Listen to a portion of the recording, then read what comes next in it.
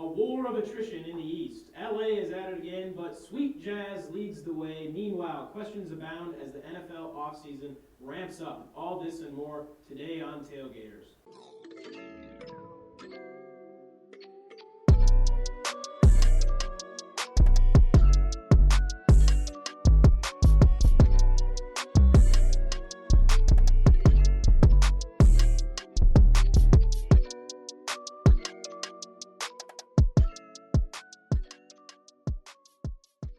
Hello and welcome to Tailgaters. My name is J.J. Angelo and this is Shane Palma. Shane, how are you doing today? JJ, I'm doing well, but we do not have time for any of our usual banter. No, we have a lot of sports to talk about. Yeah, we gotta keep it rolling. So Shane, take it away. Yes, I don't know about you, but with all the snow and the cold out there, there's only one way to stay warm, and that's looking at the National Basketball Association. Agreed. There has been some heat in the league as of late, and I'm not talking about Miami. Believe it or not, the Utah Jazz are the best team right now in the NBA. They have not lost since last month, and right now they're looking to take over the West against the Clippers and the Lakers. They are. The Jazz have been a pleasant surprise. I mean, they've been good for a while now, but they're taking leaps and establishing as the best team in the West. Phoenix Suns are establishing. The Sixers are taking that leap, and they currently lead the East. But I'm most excited about some of these struggling teams in the past that are making real strides, most notably your very own New York Knicks. So in our script, I legitimately just wrote, I love Julius Randle, and there is very good reason behind that. If this man is not an all-star this year, then the league is absolutely rigged. I saw a post. Yeah. I'm baffled because I saw this post. They were comparing his numbers to Larry Bird's numbers during one of Larry's best seasons, and it was spot on. It was like the only players to be averaging over 25 points, 40% three-point shooting, 10 rebounds, 5 assists. It's Larry Bird, it's Julius Randle. Julius Randle's playing on an absolute another level right now. Even if the Knicks don't make the playoffs this year, you would be able to get an absolute haul for Randle. I don't want to get my hopes up as a Knicks fan. I've done that way too many years to be ultimately let down. If we make the playoffs, I'd be ecstatic. I can't remember the last time we did that, probably all the way back to 2013. And if we don't, then we'll probably have another decent draft pick. Maybe we'll mess it up, maybe we won't, but hopefully we get a decent amount if we end up trading Randle. Yeah, I think to be 2 months into an NBA season and for the Knicks to be the 6th seed in the East, I think it feels so good. Any New York Knicks fan will gladly take that, even if it doesn't end up, because it's been a while since there's been some at least respectful play in New York. Mm-hmm. Yeah. Well, with the NFL season wrapping up, the fun certainly does not end, and I'm not sure if there's ever been more questions at the quarterback position in league history going into this offseason. We've already seen a blockbuster trade happen about a week ago, as the Rams and Lions swapped quarterbacks, sending Matthew Stafford, finally free out of Detroit, going to the city of Angels, and Jared Goff is going to try and make a name for himself once more in the Motor City. And man, there's just so much more than that. Listen, every team in the AFC East except the Bills right now have quarterback questions to answer. NFC East is just about the same. Carson Wentz is going to be out the door at some point, and it seems like Deshaun Watson's departure is inevitable. There's questions surrounding Russell Wilson at this point, and Aaron Rodgers, there's no guarantee that he stays with Green Bay. Yeah, I know you have plenty of thoughts on this, and we have to make it quick, but I need to know your thoughts on Deshaun Watson. Will this man be a Texan next year? I want to say no, and that might just be the Jet fan in me hoping that he ends up in New York, but it seems really likely that the organization and the front office want him to stay there. If they re-sign Will Fuller, maybe if they get a younger running back in the draft there in the second round, make some adjustments on defense, maybe they sign J.J. Watt. I heard he's a free agent right now. Yeah. They could lure him back and give him one more chance, but listen, Watson's on borrowed time on that team. Yeah, he is. I think he's going to be out of Houston sooner rather than later. Well, another quarterback question comes out of the NFC South as the New Orleans Saints aren't really sure about Drew Brees' future, who they're going to put in there next, Taysom Hill, Jameis Winston. But to get some answers to the question is our friend Geoffrey Dean. Geoffrey is going to come on right now. We'll be right back. Well, welcome on to the show, Geoffrey. We are glad to have you here. Yeah, of course. We're glad to get some answers to all these quarterback questions. Tell us what's going on in New Orleans. First of all, how are you doing, Geoffrey? I'm doing great. So let's dive into these New Orleans fans questions. So, of the 3 quarterbacks on the roster, Drew Brees is undoubtedly the best person they have. Okay. Over the last 3 years, he has had, very few issues with turnovers. Recently, his numbers have declined. His touchdown to interception ratio has certainly dropped. We saw the injury this year at LA and kept him out, so then we got to see some Taysom Hill action. However, one of Taysom Hill's, deficiencies that he hasn't thrown the ball very much. Yeah. When they went to go play Denver's, replacement quarterback, who was a wide receiver off the practice squad, had actually thrown a touchdown more recently than Taysom Hill.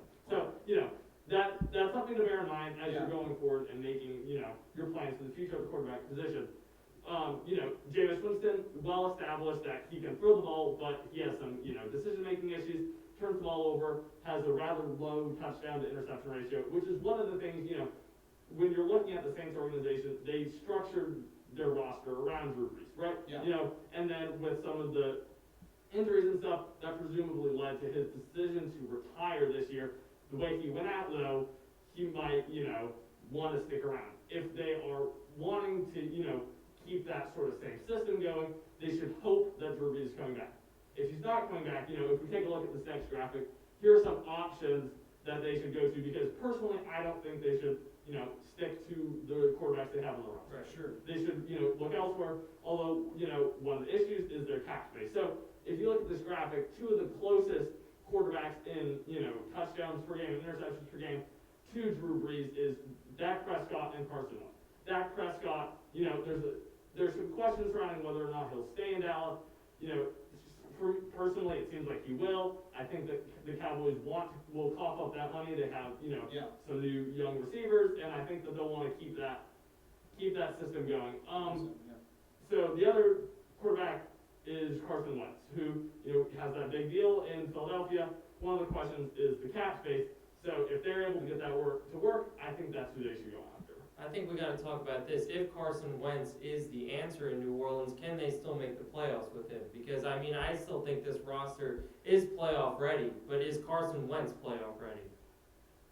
So, I don't know. Carson Wentz had a couple good seasons, He took them, set them up in position to get to the Super Bowl a few years ago, and then, since then, he's had some issues at the quarterback position, leading to some of Philadelphia's struggles. In a decrepit NFC East this year, they were the worst. Yeah. So those are some problems there. You got benched for Jalen Hurts, who seems like he is the future at the quarterback position in Philadelphia. So I think, Carson Wentz is on the move, and I think he is playoff ready if he has the requisite weapons that I think he would have in New Orleans. He has Alvin Kamara, Michael Thomas, Emmanuel Sanders. I think those are weapons that he can use and are, similar to what he had when he took the Eagles, far in the regular season before he got injured, back when they made it to the Super Bowl. JJ, this question comes to you. Your MVP pick for 2020 season, Carson Wentz, finding himself there in New Orleans. Can he find some success with Sean Payton as head coach? I think he can. I think this is going to be a team that Carson Wentz is manning the New Orleans Saints, they will inevitably just take a step back. When you're replacing a legend like Drew Brees, it's just hard to do, especially in year one. I would still predict a 10-6, 11-5 finish and a spot in the playoffs. It's, a new system, even for an experienced guy like Carson Wentz, is going to take some picking up. But like you said, he's got the weapons that he needs, and he hopefully has much better protection. I think if you go anywhere except Philadelphia, you're going to have better protection in the quarterback position. So I think he can step it up and take them to the playoffs.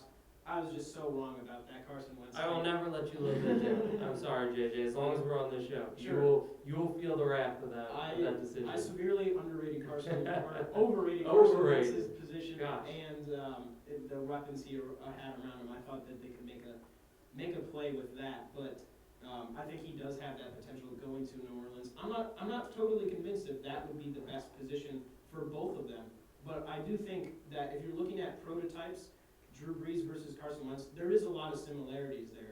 Not great mobility, strong arms. Drew Brees obviously is getting older, but strong arms and just kind of like a pocket passer presence that both of them have.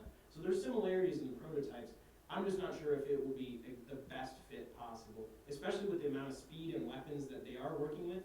I think a more mobile quarterback like Dak Prescott, I'm not saying he would go there, could be a better fit in just a Sean Payton type program where, Taysom Hill is not a great passer, but when he comes in, he just brings a certain energy that all those guys like because of his mobility, and I think that could be something that benefits them as a whole. However, I do like what you're saying with Carson Wentz. I could very much see that, definitely. And listen, it all comes down to money. And if they don't have the money to get some of these guys, then they're going to be restricted to what they have.